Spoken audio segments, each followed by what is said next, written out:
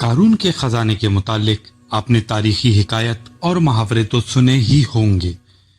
یہ وہی شخص ہے جس کا ذکر اللہ نے قرآن مجید میں نشان عبرت کی طرح بیان کیا ہے۔ قارون کا قصہ اسرائیلی اور اسلامی دونوں طرح کی روایتوں میں ملتا ہے۔ یہ بنی اسرائیل کا وہی امیر ترین شخص تھا جس کے خزانے کی کنجیاں تینوں اونٹوں پر اور خچروں پر لادے جاتے تھے، اور ہر کنجی چمڑے کی ہوتی تھی جو ایک خزانے کی چابی تھی۔ تاریخ انسانی میں شاید ہی کسی شخص کو اتنی دولت و ثروت عطا کی گئی ہو۔ قارون حضرت موسیٰ علیہ السلام کے چچا یاسور کا بیٹا تھا۔ وہ نہایت ہی خوبصورت اور حسین آدمی تھا۔ یہی وجہ تھی کہ بنی اسرائیل اور قبطی لوگ اسے منور کہا کرتے تھے۔ قارون اپنی جوانی کے وقت سب سے با اخلاق اور نیک آدمی شمار کیا جاتا تھا، اور وہ نصف توریت کا بہت بڑا عالم بھی تھا، کیونکہ اس کی پرورش حضرت موسیٰ علیہ السلام کے سائے عطیفت میں ہوئی تھی، اس لیے وہ کتاب کا علم بھی رکھتا تھا اور اچھی آواز کا مالک بھی تھا۔ وہ توریت کی خوبصورت انداز میں تلاوت کرتا تھا۔ یہی وجہ تھی کہ لوگ اس کا بہت ادب اور احترام کیا کرتے تھے۔ قارون ابتدا میں ہی موسیٰ پر ایمان لے آیا تھا، اور جب بنی اسرائیل کو قبطیوں کی غلامی سے نجات ملی تو وہ بھی مصر کو چھوڑ کر سرزمین موت کی طرف ہجرت کر گیا۔ وہاں اس کے حالات ایک دم سے بدل گئے اور اس کے ہاتھ میں بے شمار دولت آئی۔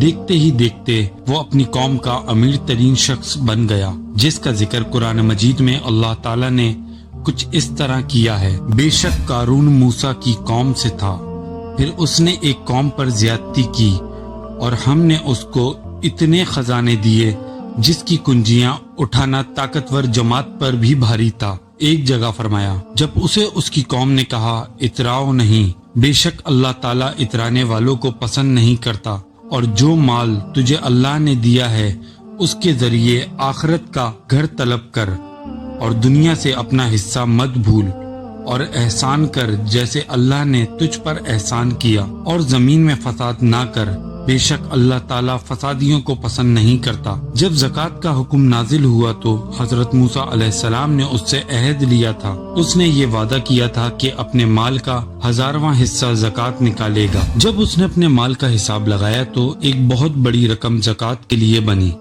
لہذا اس کے دل میں حرص اور لالچ پیدا ہو گئی، اور وہ زکوٰۃ کا منکر ہو گیا، اور اس نے پھر ایک گندی چال چلی۔ اس نے بنی اسرائیل کے ایک گروہ کو جو اس کے حمایتی تھے ان کو جمع کیا اور کہا، اے بنی اسرائیل، موسیٰ نے ہمیں بہت سارے امور کا حکم دیا جس پر تم لوگوں نے اس کی پیروی کی، اب وہ تم سے تمہارا مال بھی لینا چاہتا ہے۔ ایک فاحشہ عورت کو لے کر آؤ تاکہ اسے کچھ پیسے دے کر موسیٰ کو بد کردار ثابت کیا جا سکے۔ قارون نے اپنی قوم کے لوگوں کو جمع کیا اور حضرت موسیٰ سے پوچھا کہ زنا کی کیا سزا ہے؟ حضرت موسیٰ نے کہا، جو بھی زنا کرے حالانکہ اس کی بیوی بھی ہو، اسے سنسار کیا جائے یہاں تک کہ وہ مر جائے۔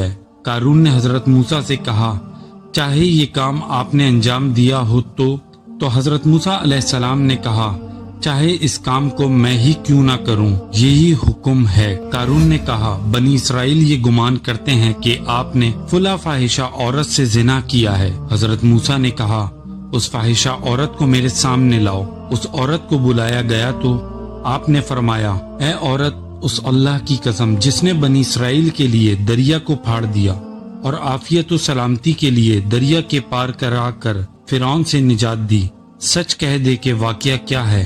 حضرت موسیٰ علیہ السلام کے جلال سے عورت سہم کر کانپنے لگی، اور اس نے مجمع عام میں صاف صاف کہہ دیا، اے اللہ کے نبی، مجھ کو قارون نے کثیر دولت دے کر آپ پر بہتان لگانے پر آمادہ کیا تھا۔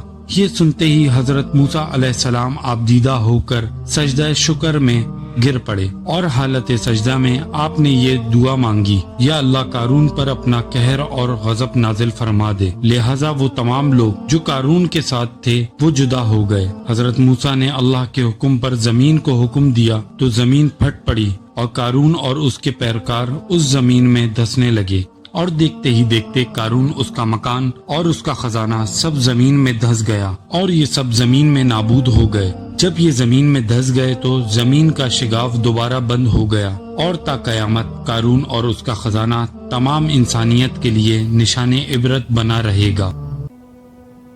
ہے۔